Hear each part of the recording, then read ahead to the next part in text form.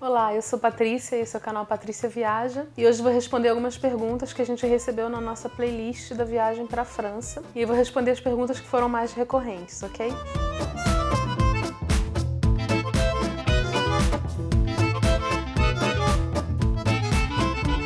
O Bruno Forte ele perguntou o que é preciso para dirigir na França.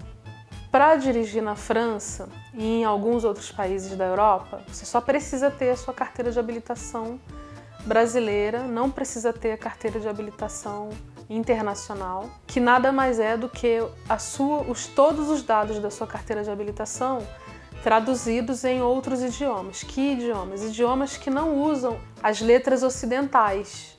Por isso que alguns países exigem essa carteira internacional de habilitação de condutor. Então, para a França não precisa, pode ir com a carteira normal. Para os Estados Unidos também, a carteira normal, não precisa ter outro tipo de habilitação.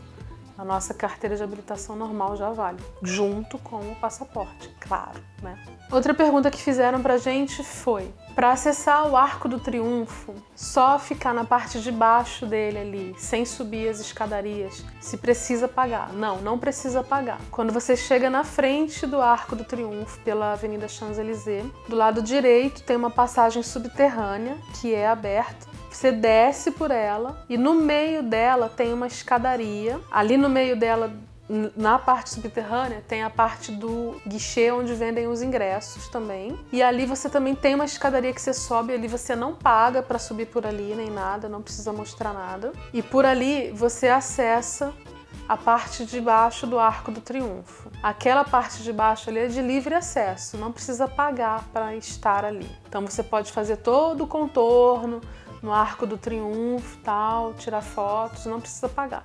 Você só precisa pagar realmente para subir as escadas e ir até o topo do monumento lá, tá? Outra pergunta que fizeram foi qual passe a gente comprou para visitar os pontos turísticos, o passe de museu. A gente decidiu comprar o Paris Museum Pass de 6 dias, tá? Tem de 2, 4 ou 6 dias, se eu não me engano. Só pesquisar no Google lá, Paris Museum Pass. Tem o site oficial deles. Cada grupo de dias tem um preço. E em qualquer um deles que você escolher, você tem acesso a todas as atrações que eles incluem a entrada gratuita, né? Ou os descontos. A única diferença vai ser o quanto você vai conseguir visitar e o quanto de tempo você vai ter disponível para visitar os locais, né? E ele tem uma utilização corrida, de dias corridos.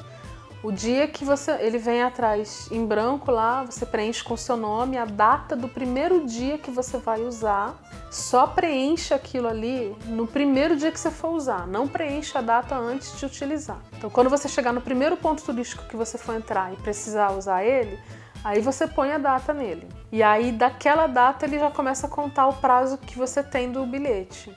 Escolha dentro da sua viagem o melhor período que você vai ter para ter a maior quantidade de visitação possível para fazer valer a pena o valor dele, tá? Bom, outra pergunta que também fizeram pra gente foi quanto tempo a gente passou dentro do Museu do Louvre.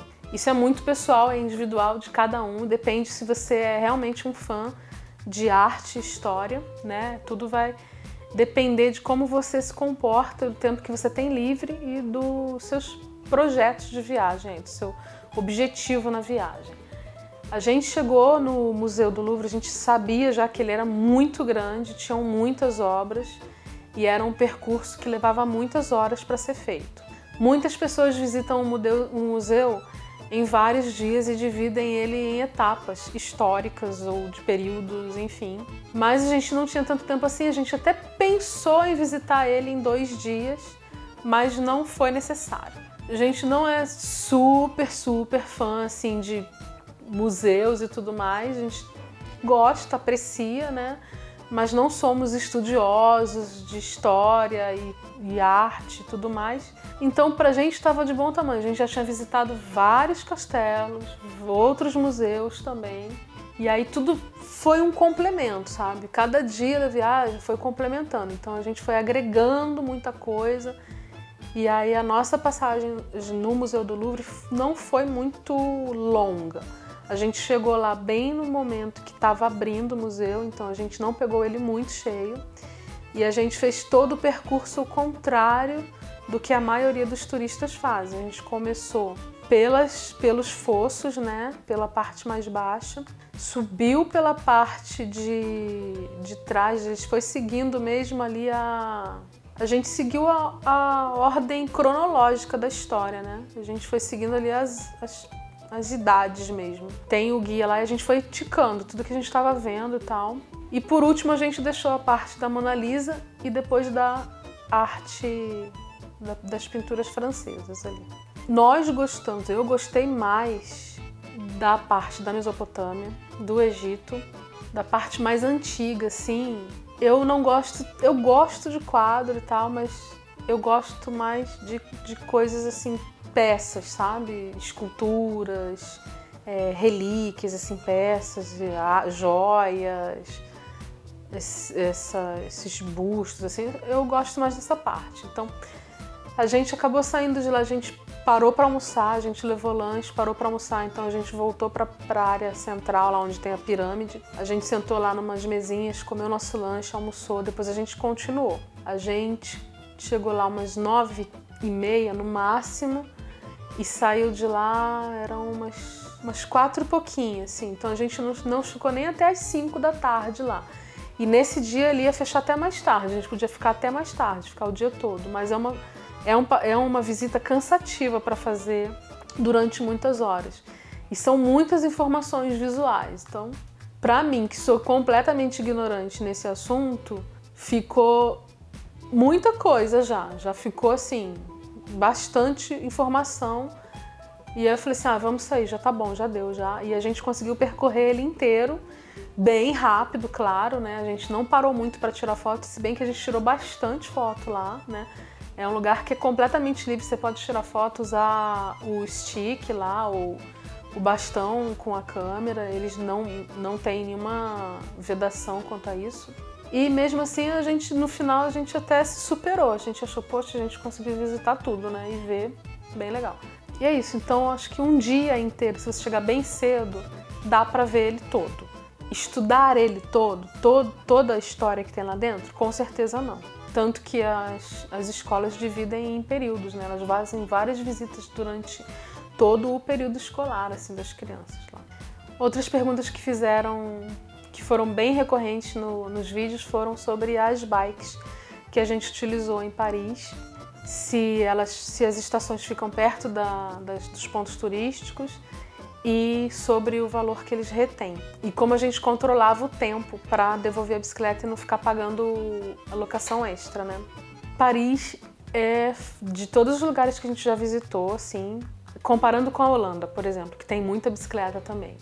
Na Holanda você consegue alugar bicicleta, mas não é uma coisa tão fácil assim como é em Paris. Em Paris, assim, é absurdamente fácil e muito acessível você usar a bicicleta para se locomover, assim, a cada 500 metros, 1 quilômetro, na cidade inteira tem uma estação de bicicleta para ser alugada. Você só não anda de bicicleta se você não quiser. A bicicleta praticamente se joga em você para você pegar ela para andar. Tem não só uma, como várias estações para devolver e retirar bicicletas perto dos pontos turísticos. Às vezes elas não estão localizadas exatamente na frente da entrada do ponto turístico, mas elas estão na rua de trás ou na rua lateral. Nos GPS, nos mapas, nos aplicativos offline e online, que você preferir, você consegue visualizar os pontos de bicicleta, as locações, né? Os locais onde tem os pontos de bicicleta. E aí o que perguntaram também é a retenção que eles fazem. Eles fazem uma retenção calção no cartão de crédito, né? Ou no cartão Travel Money lá, que a pessoa utilizar, de 150 euros. Sim, eles fazem isso e eles só devolvem em uma semana ou até 15 dias depois que você devolveu e não pegou mais de bicicleta, tá? Como a gente controlava o tempo para não ultrapassar o limite de período da alocação gratuita ali, além do que a gente já pagou para usar o serviço, né? A gente ficava olhando mesmo no relógio, assim, quando a gente pegava a primeira bicicleta, que liberava, eu já via a hora. E ali eu já calculava, não 30 minutos, que era o tempo que eu podia ficar com a bicicleta, eu já calculava 20 minutos. Calculava ali 20, 25 minutos no máximo. Quando dava 20 minutos, eu falava, William, 20 minutos. E aí a gente já começava a ver as próximas estações. Ele ficava calculando o local para onde a gente estava indo no celular dele, pelo GPS. E aí ele me falava, ó, ainda tá muito longe, a gente vai ter que pegar mais uma, vai ter que trocar e pegar mais uma. Ou, não, já tá perto, a gente já consegue ir andando. E aí quando dava 20 minutos, a gente já ficava de olho na próxima estação. Por quê? Porque nem sempre a próxima estação tá vazia para você devolver a bicicleta. Então, às vezes, a gente tinha que ir para outra estação para encontrar um local vazio para encaixar a bicicleta e devolver ela, né? Então, quando dava 20 minutos, a gente já começava a olhar, tá? A gente fazia isso. Então é isso, gente. Essas foram as perguntas mais recorrentes, assim, nos nossos vídeos da viagem para a França. Se tem alguma coisa que você quer saber e eu não respondi nesse vídeo e não está nos outros vídeos dessa playlist, deixa aqui nos comentários. Se você ainda não é inscrito no nosso canal, se inscreva agora. E se você já é inscrito, clique em curtir, compartilhe com seus amigos e deixe seu comentário aqui embaixo. E siga a gente nas redes sociais. Um beijo e até o próximo vídeo.